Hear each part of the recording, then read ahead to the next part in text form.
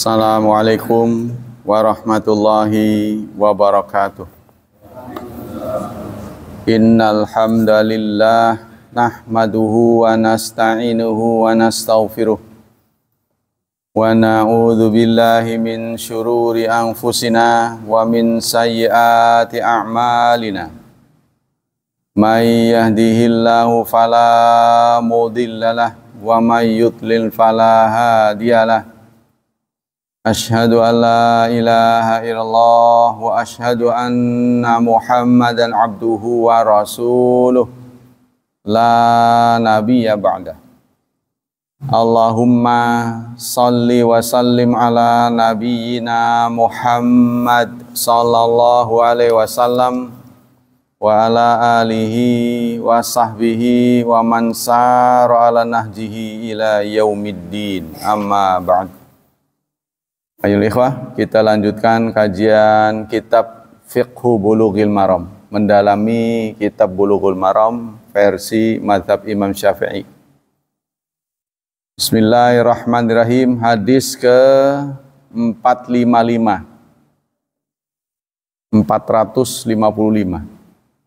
Zahrul kaf ila sama fil istisqa, membalikan tangan ke langit saat istisqa. Wa an Anasin, dari Anas radhiyallahu anna nabiyya istasqa, suatu saat Nabi beristisqa, fa asyara bi dhahri kaffaihi ila sama, maka beliau isyarat dengan punggung telapak tangannya ke langit. Apa kandungan hadis ini? Al hadits dalilun ala masyru'iyati qalbil kaf ala dzariya ila sama. Hadis ini menunjukkan, menjadi dalil disyariatkan membalik tangan. Ya. Jadi doanya begitu. Tapi dalam istisqa, saya belum melihat bagaimana pengantar dari yang lainnya. Tapi hadis ini diriwayatkan oleh Muslim, sahih. Ya, hadis ini menjadi dalil disyariatkannya membalik tangan di atas punggungnya ke langit. Jadi enggak begini, tapi begitu. Ya, seperti membalik selendang ya. Kemarin itu sudah disampaikan kan, selendang kanan ke kiri, atas ke bawah. Ada yang ngomong itu kebetulan saja, karena mau jatuh selendangnya ngelewer gitu. Jadi refleks. Tapi ada mengatakan itu bagian dari ritual. Jadi harus ada adegan membalik selendang. Apa maksudnya? Upaya kepada Allah supaya situasinya berubah gitu ya. Ada perubahan gitu. Yang kedua, al-hikmah fil isyarat bidzul kaffain fil istisqa wa min ghairihi littafa'ul. Hikmah membalik tangan, kata di sini, istisqa dan selain istisqa. Istisqa dan selain istisqa, berarti lagi musibah ya. Itu littafa'ul. Tafa'ul itu harapan. Kalau bahasa Jawa sini malah mandar, menawi berubah. Sini sebutnya malah mandar. Bahasa tafaul. Semoga. Bitaqalubil hal zahran li batn. Yaitu yang zahir jadi batin, yang batin jadi zahir. Kama qila fi tahwil rida, sebagaimana pada pembalikan selendang. Ya, jadi semua perbuatan Nabi dalam sebuah upacara itu dianggapnya formal, harus diikuti. Ya, kalau nggak ada keterangan, ini sisi kemanusiaan. Contohnya, katakan bahasa kasarnya, kalau beliau berdoa itu dehem aja, mungkin sunnah juga gitu. Mungkin begitu. Jadi semua kegiatan itu tanpa ada koreksi dari Nabi harus diikuti. Tapi kalau ada yang koreksi, ada koreksi. nggak boleh. Contohnya beristri lebih dari 4. Ya, itu ada koreksi dalam ayat Quran, khalisatan laka, khusus untukmu. Nah, berarti umatnya nggak boleh. Dan yang lain-lain. Terus ada dalam Quran nafilatan lak, tahajud itu nafilah untukmu. Bagi Nabi Muhammad, tahajud itu adalah wajib. Tapi di sini disebut nafilatan lak, khusus untukmu. Jadi kalau kepada umatnya sunnah. Au huwa isyaratun ila sifatil mas'ul wa huwa nuzulus sahab ilal ard. Atau sifatul mas'ul, sifat yang diminta. Ya, karena istisqa itu dari langit, kan dari atas. Ya, jadi dibalik katanya. Kalau menurut saya sih nggak boleh diakal-akal ya. Kalau memang sunnah ya sunnah. Jadi nggak usah bisa dirasionalisasi.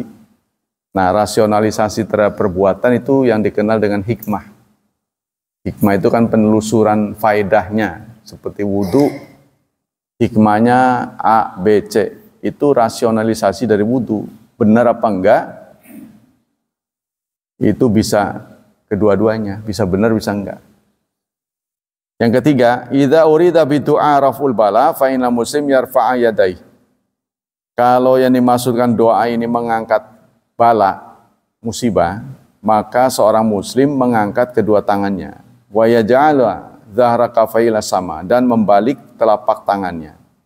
Wa idza da'a bi su'ali syai', tapi kalau minta sesuatu bukan untuk menolak bala, maka seperti biasa. Ya, jadi nggak dibalik begini. Yang keempat, qala Allah Ta'ala wa yad'unana raghaban wa rahaba. Dalam surat 21 ayat 90, Allah menyatakan, dan mereka berdoa kepada kami. Surat 21 ayat 90 Al-Anbiya, dan mereka berdoa pada kami dengan rogob dan rohab. Rogob itu berharap, rohab itu takut. Optimis dan pesimis menjadi satu. Wajah fit tafsir ana raghab bil butun, tapi ada yang mengatakan rogob itu dengan butun, dengan perut, ya, perut telapak tangan, katanya rogob. Tapi kalau rohab dengan begini, mereka berdoa dengan tangan terbuka, dengan tangan terbalik. Ada yang menafsirkan rogob dan rohab itu seperti itu. Ruya rawa Ibnu Abbas radhiyallahu anhuma anna Rasulullah qala la tasturul judur salallaha bi butuni aqfikum wa la tasalu bi zuhuriha fa idza faraqtum famsahu biha wujuhakum. Ibnu Abbas meriwayatkan, jangan tutupi, ya, jangan tutupi judur. Judur itu dinding. Mintalah kepada Allah dengan perut telapak tanganmu. Jangan minta dengan punggung. Fa idza faragtum, jika kalian selesai, famsahu biha, maka usapkanlah telapak tanganmu ke wajah-wajahmu. Tapi hadis ini diriwayatkan oleh Abu Dawud, sanadnya dhaif. Jadi nggak boleh dipakai. Ya, jadi jangan ada hadis yang mengatakan di sini mintalah dengan button, dengan perut, jangan dengan punggung. Ini hadisnya dhaif. Jadi tetap kembali kepada hadis Muslim, ini khusus apa tidak? Ya, kalau menurut pengarang ini, kalau menurut hadis ini kan momennya istisqa. Ya, momennya istisqa berarti hanya dipakai di istisqa. Nah, kita sebenarnya perlu menghadirkan pendapat Syekh Utsaimin karena beliau adalah peneliti ya. Jadi beliau sangat teliti dalam soal hadis. Kita perlu, nanti saya teliti lagi. Karena Bulughul Maram ini komentatornya banyak. Ada Syekh Utsaimin, ada yang sekarang masih hidup tuh, ya, yang menjadi ahli fatwa Saudi Arabia itu juga peneliti. Kita tidak boleh abaikan. Kalau ini versi mazhab Syafi'i. Wa hadza yaqtasu biha idza kana su'al li husul syai'. Ini khusus kalau yang positif kita minta gitu, bukan untuk menolak. La tudfa'u bila wala la tadfa'u bala, bukan untuk la lidaf'il bala, bukan untuk menolak musibah. Ayar fa'ila sama zahra kafaihi ittiba'an lahu alaihi salam wa hikmatu tafa'ul. Fasuna ayar fa'ila sama zahra kafaihi. Ya, jadi maka sunanya mengangkat tangan dengan membalikan telapaknya. Ittiba'an lahu, karena ittiba kepada Nabi. Wa hikmatu tafa'ul. Hikmahnya adalah nurut. Ya, semoga yang diharapkan itu berhasil. Jadi kalau kita minta penolakan, maka dibalik. Ya kalau memang ini hadisnya sahih karena Muslim, paling tidak Syekh Utsaimin akan mengatakan khusus untuk istisqa. Sama dengan membalik selendang kan. Membalik selendang ini kan tidak ada berita untuk selain istisqa. Contohnya Jumatan. Kita pakai begitu. Dibalik enggak? Kan enggak. Walaupun doa untuk Palestina, semoga jangan sampai dikuasai dan bla bla bla gitu ya. Sudah selesai bab istisqa. Sekarang babul libas, bab pakaian. Tahrimu zina wal harir. Haramnya zina dan haramnya sutra. An Abi Amir al-Ash'ari, dari Abi Amir al-Ash'ari radhiyallahu an, qala Rasulullah sallallahu alaihi wasallam, Rasulullah bersabda, la yakunanna min ummati aqwamun. Akan ada, benar-benar akan ada dari umatku kaum, ya, rombongan, kelompok, yastahiluna, yang menghalalkan al-hira, menghalalkan zina, wal harir, dan menghalalkan sutra. Hadis Abu Dawud wa asru fil Bukhari, ada dalam Bukhari juga. Apa kesimpulan hadis ini? Hadis ini adalah potongan dari hadis yang lengkap. Lengkapnya begini, yumsakhu minhum akharun kiradata khanazir ila yaumil qiyamah.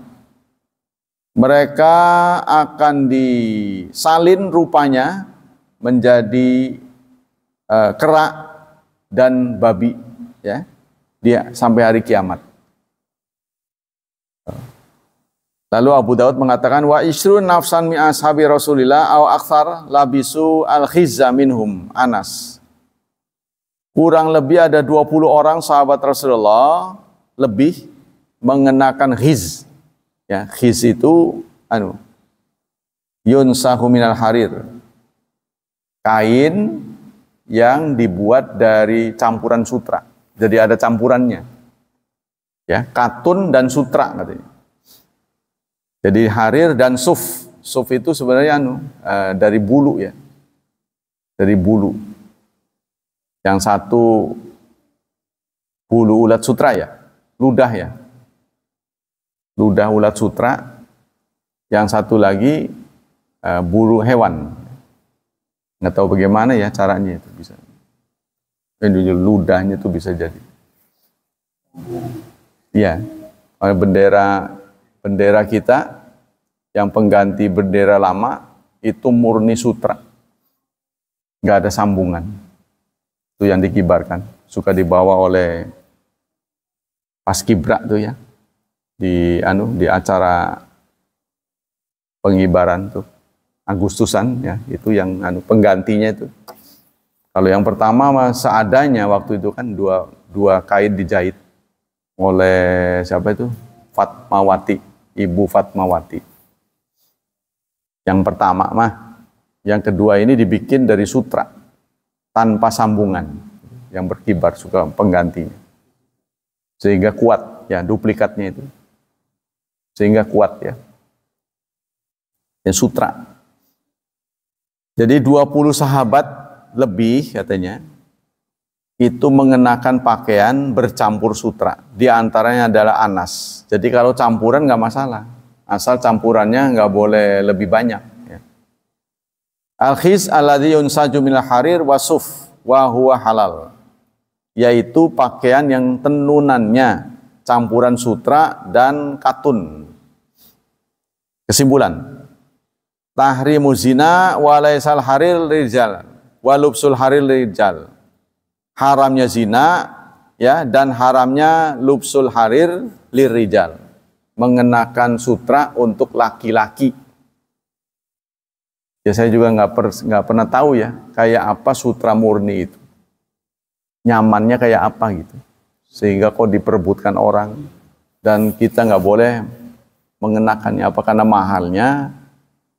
Katanya sih begitu, karena kemewahannya. Jadi raja-raja dulu memamerkan pakaian sutra. Yang kedua, ikhbaru Rasulillahi anil ghaib wal mustaqbal fi ibahati irtikabi zina. Rasulullah memberikan kabar ya tentang masa depan akan terjadi ya kehalalan zina, bahkan difasilitasi ya. Difasilitasi. Jadi begini, falsafahnya tuh begini, manusia hidup itu perlu memenuhi kebutuhan biologis. Ya, falsafahnya itu begitu. Perlu kebutuhan biologis, tidak bisa diingkari. Nah, bagaimana supaya tersalurkan kebutuhan biologisnya terus tidak berdampak negatif. Itu yang lagi dicari. Penekanan populasi katanya secara global. Satu dengan apa? Dengan perang. Perang banyak yang mati, kan? Seperti orang Palestina, bangsa Palestina terus dibunuh saben hari. Lama-lama kan habis. Sebanyak apapun lama-lama akan habis. Namanya genosida. Yang kedua, dengan tersalurkan kebutuhan biologis tapi nggak nganakin, maka dipromokan laki dengan laki. Laki dengan laki, itu marak juga sekarang. Laki dengan lelaki. Ya sampai kapanpun nggak bakal punya anak gitu, Pak. Ya, yang dipilih anal. Karena anal itu ada kerutan-kerutan seperti matahari. Maksudnya apa itu nekennya itu lebih kuat, saraf-sarafnya. Tuh dicari yang kedua. Yang ketiga, kalaupun dengan beda jenis tapi nggak nganakin, maka diadakan program apa itu sterilisasi dan sebagainya. Ya, yang dikenal dengan keluarga berencana, anak sedikit. Jadi sekarang banyak pasangan yang tidak menginginkan anak. Iya. Vasektomik dan tubektomi ya. Jadi perempuan itu kalau dia nggak melahirkan, dia headnya sakit. Ada tipe perempuan begitu. Setelah dia melahirkan, ada daging apa ya namanya itu akan sembuh katanya, sembuh. Makanya itu banyak kita saksikan punya anak satu, mereka cerai karena tugasnya udah selesai. Jadi untuk menyelamatkan diri aja. Jadi kalau melahirkan dagingnya itu hilang, headnya lancar. Nah itu banyak kita saksikan. Jadi diusahakanlah supaya populasi tidak meningkat. Nah kita juga harus berpikir-pikir karena kaitannya dengan biaya, ya kan? Nggak bisa dibohongin, kita mau minta ke siapa? Jadi harus kata orang tuh direncanakan. Jadi ada dalam soal pengendalian laju penduduk ini ada dua macam tinjauan Islam, ada tahdid, ada tanzim. Tahdid itu pembatasan. Kalau bukan alasan nyawa, pembatasan itu haram. Ya, contohnya steril, tidak ada alasan kematian contohnya. Tidak berbahaya kalau hamil lagi, tapi steril, itu haram. Tapi kalau tanzim pengaturan, supaya satu dengan anak berikutnya itu tidak terlalu dekat, sehingga menimbulkan kurang gizi, kurang keurus. Jadi katanya satu, tidak boleh ada dua bayi katanya. Ya, di satu rumah itu tidak boleh ada dua bayi, itu akan memecah perhatian istri kita. Nanti dia ngurus ini, ngurus ini. Jadi akhirnya ya, tumbuh kembangnya tidak bagus. Nggak keurus lah gitu. Nah, itu harus diperhatikan juga. Ya kalau kita sih, kita nggak terlalu repot, cuma ngeliatin doang. Sesekali nimang-nimang, dia itu yang berat ngurus. Apalagi kalau nggak ada pembantu. Ya, kalau kita nggak punya, dolim juga kalau kita nggak bantu ya. Kita harus ikut ngerewangi lah. Karena berat sih. Karena bayi ini nggak kenal waktu. Seperti kita, kalau kita kan tahu malam siang, dia enggak. Waktu siang dia tidur, waktu malam dia melek. Karena orang tuanya harus ikut melek. Orang tuanya kan malam tidur, tapi dia bangun, ikut bangun. Itu membuat kebanyakan pada awal-awal punya anak kurus. Nah, ini membutuhkan perhatian yang lebih dari suami. Harus ada tambahan nutrisi ya. Karena kita sebagai laki-laki diingatkan kewajiban menyusui itu ada di pundak bapaknya. Kewajiban menyusui, bukan ibunya. Tapi kenapa ibunya? Ya ibunya itu bukan sebagai istri. Ya, jadi kalau kebetulan istri kita menyusui, berarti dia double job. Sebagai istri dan sebagai ibu susu. Maksudnya adalah tugas dia sebagai istri itu berbeda dengan tugas sebagai ibu susu. Harus ada insentif. Ya, insentif itu bisa penambahan nutrisi. Karena dia kan harus menyusui. Vitaminnya habis buat anak.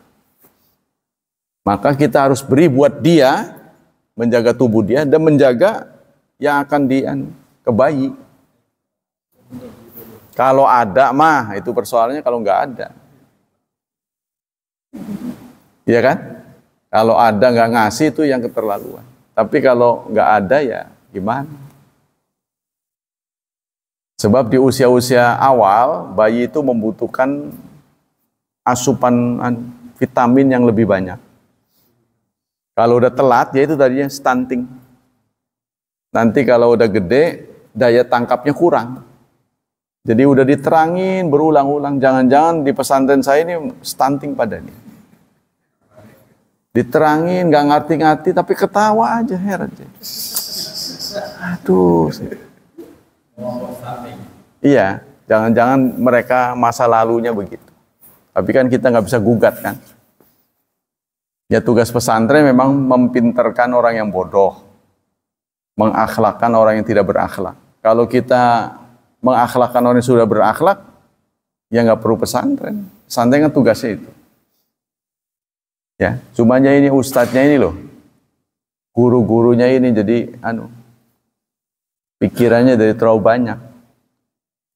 Seperti dulu SMA, kan murid-muridnya pinter-pinter, karena inputnya orang-orang bagus, pilihan-pilihan, makanya dia pinter. Kebanyakan yang pinter dari Cilegon. Maka oleh pemerintah Cilegon dicegah ada zonasi. Jangan ke Serang.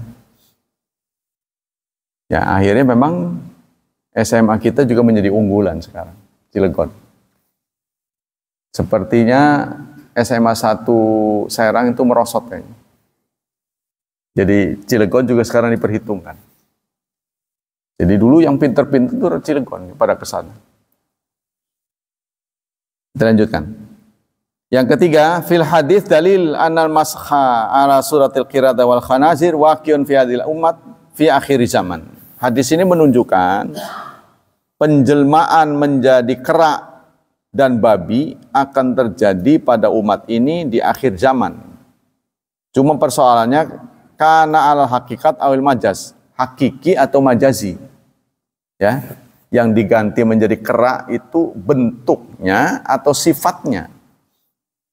Tapi yang jelas kita tidak pernah melihat ada orang berubah menjadi kera. Berarti itu sifatnya. Sifatnya menjadi sifat kera, serakah. Begitu juga babi, lambang malas, ya. Babi. Iya, kalau itu juga terjadi khilafiyah. Yang diganti itu, dihukum mereka dengan diganti rupa. Ahli tafsir mengatakan, ada yang mengatakan mereka diganti fisiknya, mukanya berubah menjadi kera. Ada yang mengatakan hatinya saja. Gitu. Jadi kera itu serakah. Ciri khas. Kalau babi itu males. Yang jelas babi dan kera itu menjadi salah satu show dalam pandangan falsafah orang Cina. Jadi orang Cina kan punya dua show, ada show kera, show kuda, ya, kelinci, macan. Kepercayaan falsafat sebenarnya. Wa huwa tabdil akhlaqihim. Nah, di sini berarti diganti secara kiasan, yaitu diganti akhlaknya. Ya. Wa nufusihim, dan hatinya. Hatinya berubah menjadi hati kera, yaitu serakah. Wa hadza zahirul yaum, dan sekarang terlihat. Ya. Keserakahannya itu terlihat. Yang keempat, innal khizya halal. Sesungguhnya khiz itu campuran sutra. Ya, kalau laki-laki di Indonesia dulu terkenal dengan sarung Samarinda. Sebagian dari sutra katanya. Ya saya sendiri nggak pernah nggak pernah tahu yang betul-betul asli sutra itu kayak apa gitu. Megang doang kan nggak apa-apa kan? Supaya kita tahu apa sih enak sutra itu. Maksudnya ke kulitnya itu dingin ya. Katanya ada penyakit kulit tertentu yang hanya bisa sembuh kalau mengenakan sutra katanya. Katanya, saya nggak tahu. Jadi kalau pakai pakaian biasa ya nggak bisa sembuh, tapi kalau pakai sutra bisa. Nah, dalam keadaan darurat seperti itu boleh hukum. Ya? Kan dari ulat kan? Nah, itu. Ya kita mah daerah yang tidak pelihara, tapi daerah-daerah yang pelihara mah terus saja. Nggak tahu di mana, di desa-desa ya, karena dia harus makannya kan tanaman murbay apa itu. Ulat sutra. Ya kita nggak punya kreasi sih. Kita nggak punya kreasi. Satu-satunya produk tanaman Cilegon yang bagus ya kangkung. Kangkung kita itu mengalahkan kangkung Bandung. Kangkung Bandung tuh kalau dimasak tuh biru ya. Kuahnya biru. Kalau kita kan bagus. Bahkan kangkung Tangerang tuh kalah sama sini. Jadi tanah sini tuh cocok buat kangkung. Nah ini harus dikembangkan, cocok apa lagi? Contohnya emping, ya, melinjo. Nah itu bagus, tangkil. Tapi udah banyak dibabatin sama orang sini. Yang top itu kan Bojonegara. Ya, pengemping udah tahu itu terkenal. Tapi itu lahannya semakin habis. Menes sama produksi emping, tapi kalah. Yang top itu adalah dari sana. Nah ini menurut saya kekayaan alam yang dimiliki oleh sekitar Cilegon ini harus diteliti. Kalau perlu, kalau itu bagus, itu dikembangkan gitu. Ini nggak ada yang peduli. Udah larinya ke industri semua. Dibabatin semua, dijadikan tempat industri. Seperti Chandra Asri. Sudah dibeli berhektar-hektar, nggak jadi katanya. Nggak jadi pabrik. Saya dengar begitu. Gara-garanya berdiri lote. Lote berdiri jadi nggak jadi. Ya udah merekrut banyak orang, ya udah diberhentiin lagi. Jadi merekrut ratusan karyawan lah. Maksudnya itu untuk perluasan pabrik itu dia beli kan. Sampai termasuk ada kuburan yang dibuka ternyata masih utuh itu. Ada kampung. Dipindahin jenazahnya masih utuh. Karena di kampung itu dulu adalah orang-orang yang hafizul Quran. Jadi nggak perlu menilai orang yang di Arab Saudi, di sini ternyata banyak. Banyak yang hafizul Quran, jenazahnya utuh, walaupun sudah ratusan tahun. Yang kelima, ya haram ala rijal istimalu dibaj. Haram kepada untuk laki-laki mengenakan sutra.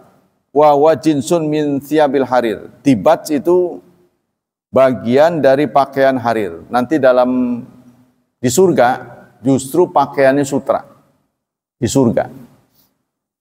Tapi itu menurut saya sesuatu bernilai ketika tidak ada. Ya kan? Ketika tidak ada itu bernilai. Tapi kalau banyak yang ada, seperti kue lah.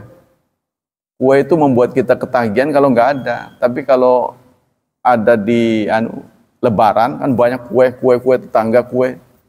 Jadi nggak nafsu gitu. Ya, sama dengan kita kenapa ini sangat senang pada perempuan karena jarang. Nanti di akhirat bidadarinya nggak tahu banyak. Jadi ya nggak tahu lah.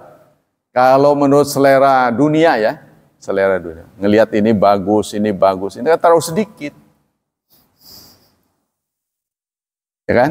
Tapi kalau terlalu banyak, selera kita berkurang. Biasanya, ya nggak tahu kalau Allah punya kan, Allah punya desain berbeda. Jadi surga itu yang indah-indah. Jadi kalau jumlahnya banyak, peti emas di mana-mana banyak. Di Arab Saudi kayaknya emas itu kayak murah banget. Seperti saudara lihat orang-orang yang jualan suka di pinggir jalan tuh, aksesoris. Seperti itulah emas di Arab Saudi. Jual di toko tuh kayaknya kayak bukan emas itu, tapi lihat bandrolnya. Wow. Kalau di sini mah pasti di etalase gitu kan, pakai penerang. Terhormat lah. Kalau di sana itu terlalu banyak kayaknya. Emas tuh dipamerin, kayak mainan aja. Tapi melihat bandrolnya, wah kayaknya emas, curiga, mahal banget. Nah itu, emasnya kan kualitasnya lebih bagus ya, karena nggak ada tipu-tipu. Sini banyak penipuan. Warnanya aja bagus, dalamnya enggak. Wa ghalidhun, wa huwa jinsun ghalidhun safiqun. Kata dibaj ini adalah sutra yang tebal. Wal harir fil labsi wal julus wa ghairihima. Dan begitu juga mengenakan sutra untuk duduk sekalipun tidak boleh. Jadi bukan dipakai baju, tapi buat taplak bantal didudukin nggak boleh. Wa ghairihima sama dengan peralatan masak ya. Peralatan masak yang terbuat dari emas. Kan nggak boleh kan? Walaupun kita nggak pakai. Contohnya cangkir emas. Atau sendok emas. Kan nggak boleh kan? Walaupun nggak dipakai.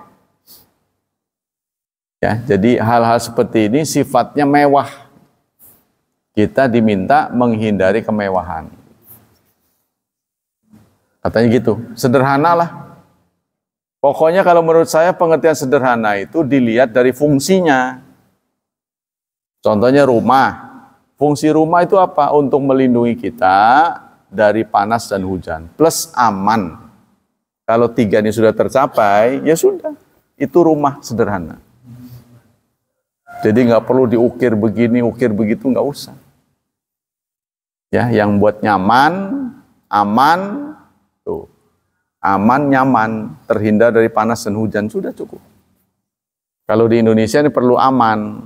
Kalau syariat Islam sudah berjalan, nggak terlalu ketat nggak apa-apa. Hukum yang diperketat. Tapi kalau kita kan nggak ketat ya. Sementara kita terbiasa dengan akhlak. Jadi kalau ada orang asing, kita lihat, kita cenderung menghormati. Nggak taunya dia berbuat jahat. Niat mengambil, maling lah singkatnya. Maling. Baru-baru ini kan di RT sana itu, RW sebelah, yang depan itu. Saya dengar dari Pak Tito itu rawan, maka dibuatlah sekarang garduan untuk jaga itu, di depan sana. Salah satu modusnya adalah sambil pegang HP masuk ke rumah. Jadi pegang HP Pak pura-pura begini, ngeliatin, sambil masuk deh. Masuk, keluarnya udah ngegondol. Jamaah kita salah satu kena itu. Pak Yoyo Pak Yoyo kehilangan. Pindah belum lama kok sepertinya orangnya tahu gitu. Berarti setidaknya sudah ada yang survei sebelumnya. Jadi modusnya begitu dia. Pakai HP sambil jalan begini. Jadi kan orang nggak curiga dikirain yang punya rumah. Kita lanjut. Wa yajul wa yuhil khis alladzi lahimatu suf. Tapi kalau sutranya itu bercampur, ya, ada campurannya, hukumnya boleh. Nah, cuma campurannya tidak boleh lebih dari 50%. Nah itu, sama dengan emas cincin ya. Contohnya emas bercampur dengan tembaga, kan berubah namanya suasa. Kan? Suasa itu tembaga bercampur emas. Nah itu kalau persentase emasnya tidak di atas 50%, boleh. Kalau di atas, tidak boleh. An-nahyu an aniyadz dzahab wal fiddah wastimal haril wa dibaj. Larangan wadah dari emas dan perak dan mengenakan harir, mengenakan sutra dan dibaj. Dari Hudzaifah radhiyallahu anhu, nahan nabiyyu an nasraba fi anitadz dzahab wal fiddah. Nabi melarang kita meminum dalam wadah yang terbuat dari emas dan perak. Saudara juga hati-hati loh, kadang-kadang ada sendok dan garpu dari perak. Kita nggak sadar. Caranya adalah paling mudah tuh dibaretin ke dinding. Kalau dia warna hitam, itu bisa jadi kandungan perak. Jadi di tembok yang nggak licin tapi tembok kapur, dibaretin dia hitam, itu boleh jadi ada unsur perak. Yang kedua, pakai magnet, pakai kompas. Kalau dia nggak goyang, nah itu curiga perak. Tapi kalau stainless, dia ke bawah magnet, mempengaruh. Ya, jadi kalau dia nggak bisa mempengaruhi magnet kalau emas perak tuh. Kalau baja bisa kena dia, mempengaruhi. Nah itu ciri. Nah, sebelum kita meneliti lebih jauh, ya kalau itu berupa perak udah lebur aja di cincin, kan nggak masalah kan? Datang ke tukang perak suruh dilebur aja. Perak mah nggak apa-apa, ya untuk laki-laki. Kalau emas nggak boleh, walaupun emas putih. Kan ada sekarang emas putih kan, ya platina. Wa anta kulafiyah. Jadi kenapa emas itu berharga? Karena susah diprosesnya. Gitu, sebenarnya kelangkaan. Maka menurut saya sesuatu berharga itu karena langka. Tapi ketika di surga banyak, di sana sini emas, mungkin udah nggak terlalu ini lagi. Sudah tidak menjadi top gitu loh. Kalau sekarang kan kubah emas. Ya, saya nggak tahu itu apa ya sunnah itu kubah dibikin dari emas. Apakah bukan itu kemewahan? Hah? Wong dijadikan aja nggak boleh, kok jadi kubah. Kata yang punya perempuan tuh, Masjid Kubah Mas Depok apa? Yang wakaf itu perempuan gitu. Ya, saya sendiri belum pernah ke sana. Maksud saya itu apa ya boleh apa enggak, ini belum ada hukumnya. Kubah emas itu. Kalau di Arab Saudi talang ya. Talang Ka'bah itu emas. Talang. Cuman talangnya doang. Yang lain-lain ada nggak emas? Lampu emas juga ya? Ya itu. Jadi talang itu udah jelas emas. Terus benang emas, ini benang dari emas atau benang warnanya? Karena emas itu kan ada dua macam ya, warna dan memang bendanya dari emas. Apakah ini Ka'bah ini buat penutup Ka'bah itu betul-betul emas atau memang warnanya emas? Saya nggak tahu. Tapi kalau talangnya benar asli. Wa an-najrisa alaih, dan kita duduk ya, tidak boleh duduk di atas bahan yang terbuat dari emas. Jadi walaupun tidak dipakai tidak boleh. Apa kesimpulan hadis ini?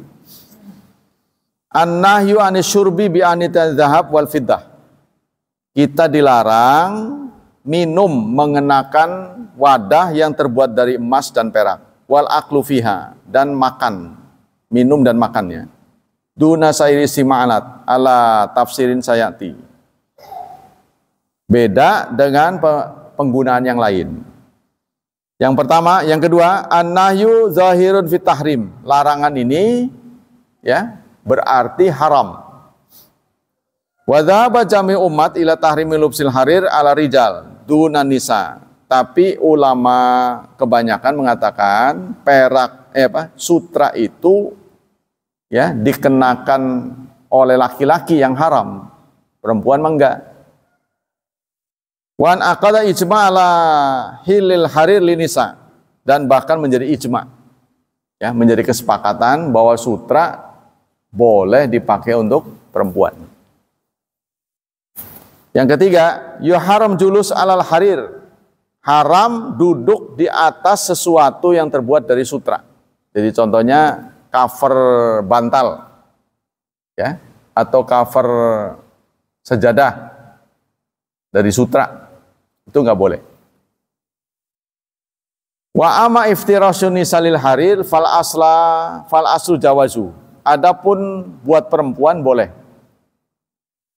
Waqad ahalla lahunna lubsuhu wa minu iftiras. Karena dipakai saja boleh, apalagi dijadikan lelemek. Ya, buat alas. Yang keempat, ikhtalafa fi ilati tahrim harir ar-rijal ala qaulain. Ulama berbeda pendapat tentang ilat, alasan haramnya sutra untuk laki-laki. Pertama, al-khuyala, sombong, kepongahan.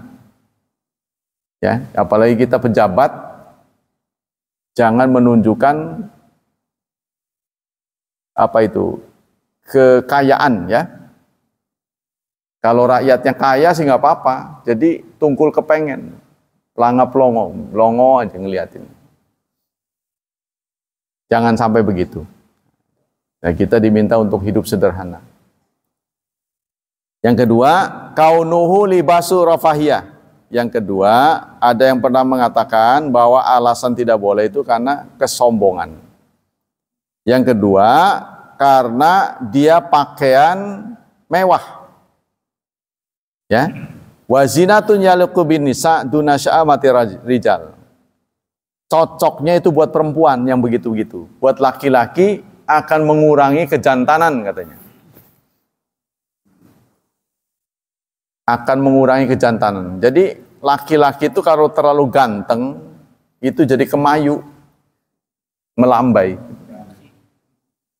Nah ini di Arab Saudi ada larangan dalam fikih itu.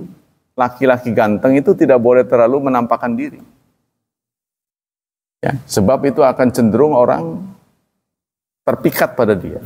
Bukan perempuan saja, laki-laki juga terpikat. Jadi nggak boleh terlalu banyak jalan-jalan, bisa dihukum. Jadi orang ganteng banget susah. Ya kan? Ya makanya punya istri juga jangan terlalu cantik sekali. Biasa-biasa. Terlalu jelek juga nyusahin sih. Jadi kepikiran terus sih. Sekarang boleh nggak orang menikah karena kecantikan? Boleh. Boleh. Kan ada tungkaul mar'ah li arba'in. Perempuan dinikah karena 4 hal. 4-4-nya kita dapat boleh. Ya, sehingga itulah sebabnya sebelum menikah orang boleh melihat wajahnya. Ya kan? Tapi kebiasaan orang Indonesia kalau udah ngelihat nggak jadi, ini jadi masalah. Ya kan? Makanya dipilihlah pacaran. Kan kalau menurut aturan kan munazarah. Pertama ta'aruf, kenalan.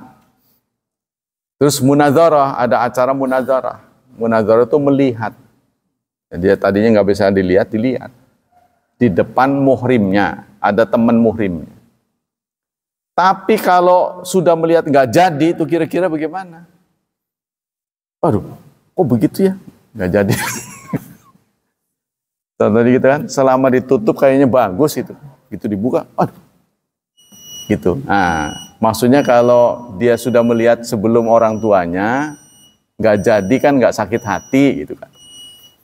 Tapi biasanya kan munazarah itu menghadirkan 2 keluarga.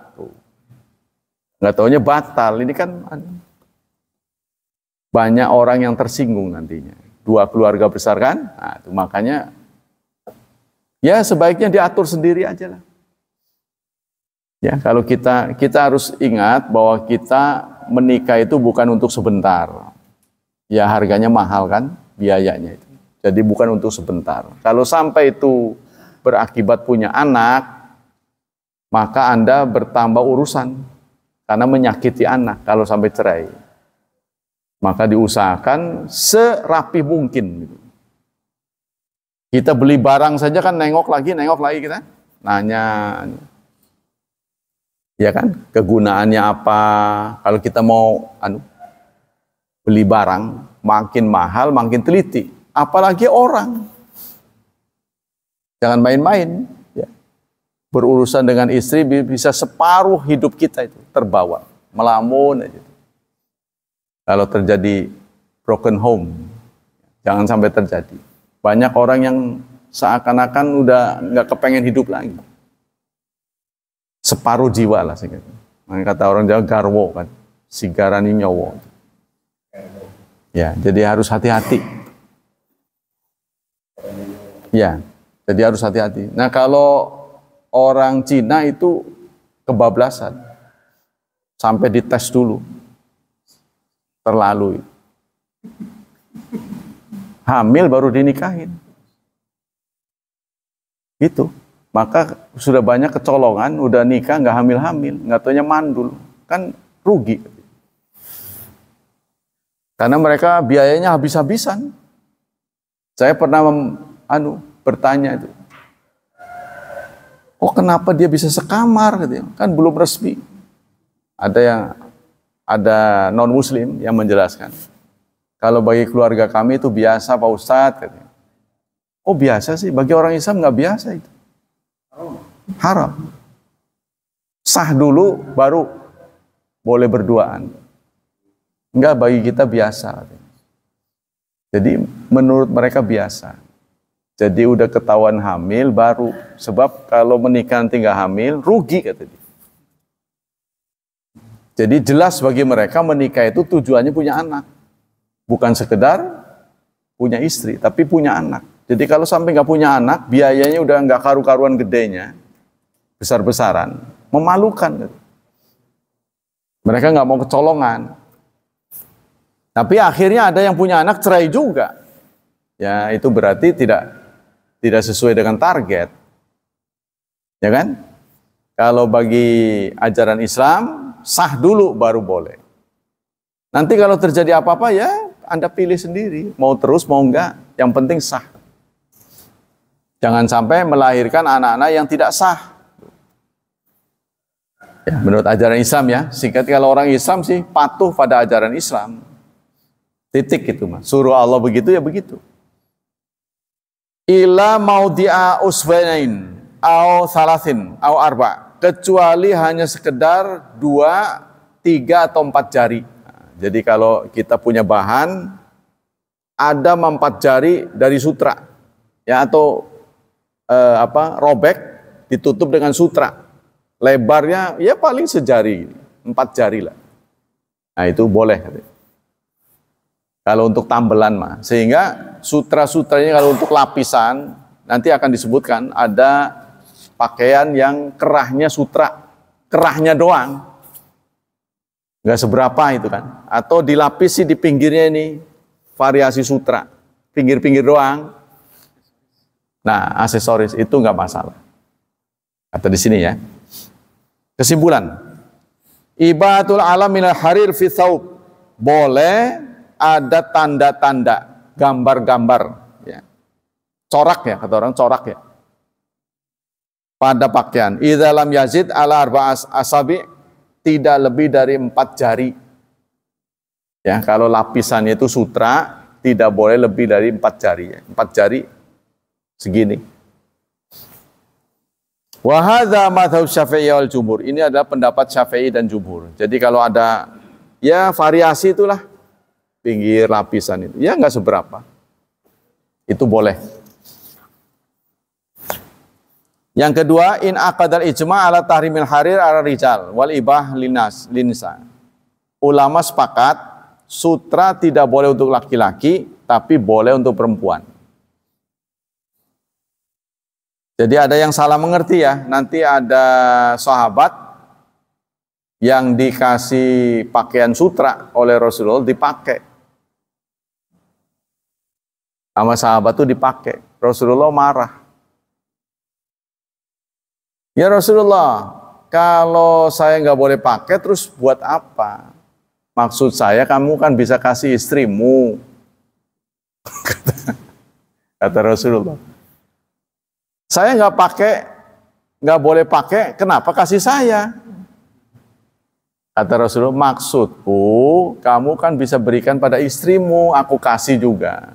Jadi kalau kita terima sutra, nggak ada masalah.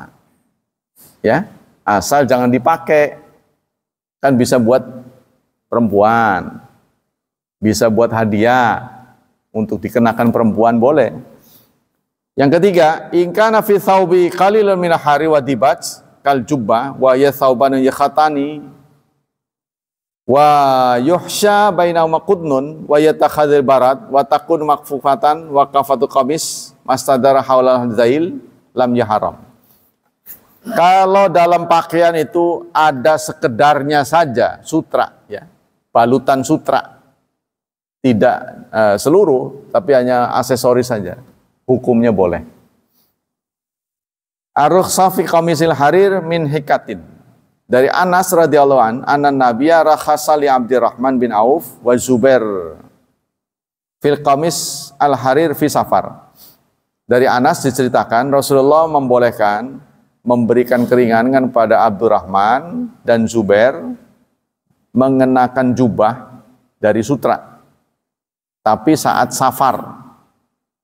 Saat safar, kedua sahabat Abdurrahman bin Auf, Zubair mengenakan jubah dari sutra.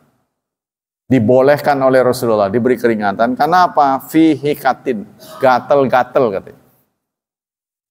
Beliau kena gatel-gatel sehingga pakai sutra.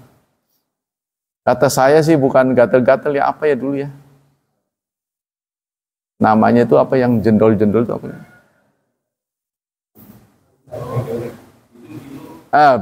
Saya pernah itu pakai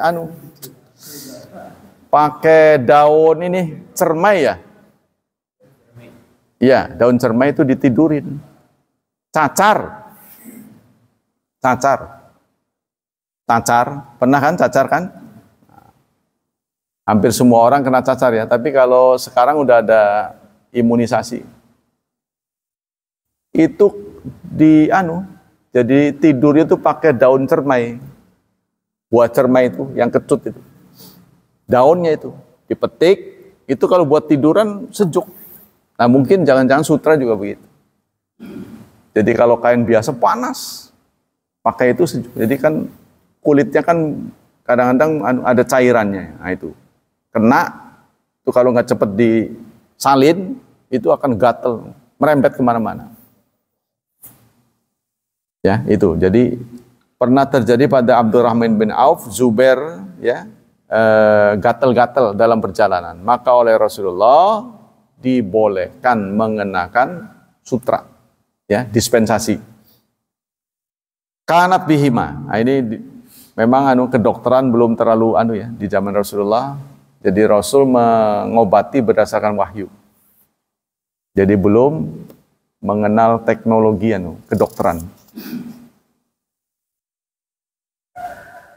Kemudian yajuzu lirijal lubsul harir lihikati fi safar wal hadar lima fil haril mina buruda awil khasa fihi lidafi matan sya'anul lihika kal kummal, seperti kutu katanya. Ada kutu tertentu, ya. Kita ada bakteri, kuman yang kita nggak tahu. Kan dulu belum ada alat pembesar, ya. Penelitian terhadap penyakit tuh belum begitu seperti sekarang. Ya sekarang juga masih ada rahasia yang belum tahu, tapi sudah banyak yang dikuasai manusia. Ya sekarang kita jarang lihat ada orang cacar. Dulu kan muka orang yang sampai kena itu banyak kan, nah, itu karena kita berhasil suntik sejak bayi kan. Terus apalagi tetanus sudah jarang kan. Nah, terus kaki polio yang berbentuk O dulu banyak, sekarang kurang. Nah itu karena kemajuan yang dipunyai oleh manusia. Jadi dari waktu ke waktu kita terus ya. Ada lagi stunting sekarang yang sering dipamer-pamerkan buat kampanye. Kata tokoh Muhammadiyah, sebenarnya stunting itu cukup dengan makan 2 butir telur sehari. Maka insya Allah anak kita akan terhindar dari stunting. Katanya gitu, ya, protein, perbanyak protein. Ya juzul lirijal lubsul harir lil kumal. Boleh laki-laki mengenakan sutra untuk menghindari kutuan, ya. Ada kutu. Anawa syaqau ila Rasulillah al-kumal wa rasalahuma fi qamisin harir fi ghasatin lahuma. Satu saat di medan perang ada sahabat yang kena gatel-gatel. Ya, lalu mereka mengenakan pakaian sutra untuk penyembuhan. Nah, ini dibolehkan oleh Rasulullah sallallahu alaihi wasallam. Wa yuqimul jam'u bi anahika hasalat mila kumal. Fanasya fatasababaya. Fanusibatul ilat taratan ila sabab wa taratan ila sababi sabab. Jadi sebabnya itu karena itu tadi ya, ada bakteri yang bisa dihindarkan dengan sutra.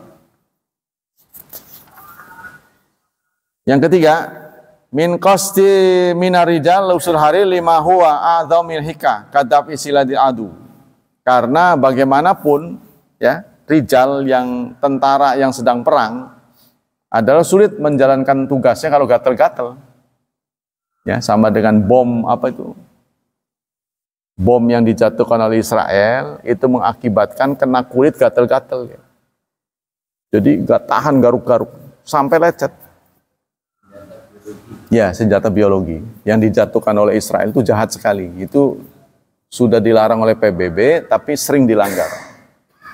Jadi dia memerangi orang Palestina itu nggak perlu pakai senjata, dia jatuhkannya bom, ya kena orang Palestina, gatel-gatel. Dia menggaruk sendiri sampai lecet, berdarah-darah. Gatelnya luar biasa. Itu yang dipakai oleh Israel. Ya. Jahat mereka. Tapi sekarang itulah nasib orang Palestina sampai sudah dihapus dari peta ya. Dari Ali radhiyallahu an, kasani Nabi hulata syara fa kharajtu fiha faraitu al-ghadab fi wajhi. Suatu saat kasani Nabi ya memberi aku pakaian syara. Kain ya. Kain sutra. Lalu aku mengenakannya, begitu keluar dilihat oleh Nabi, Nabi marah. Fasyaqaqtuha bainan nisa'i, maka aku berikan kepada istri-istri. Jadi kata Ali ya. Jadi maksud Nabi ngasih itu untuk istrinya, gitu. Untuk perempuan-perempuan katanya. Jadi aku bagi-bagi buat perempuan, kata Ali. Karena Rasulullah marah, maka kainnya aku bagi-bagi kepada perempuan. Demikianlah kajian pagi ini. Semoga Allah melimpahkan pahala yang berlipat ganda. Semoga Allah tetap berkenan menjaga dan melindungi kita dari wabah dan fitnah, dari syubhat dan syahwat. Dan semoga Allah memudahkan hidup anak-anak kita, mentakdirkan mereka penuh berkah, dan menjadi hamba Allah yang saleh dan salihat. Subhanakallah wa bihamdika asyhadu alla ilaha illa anta astaghfiruka wa atubu ilaik. Wassalamualaikum warahmatullahi wabarakatuh.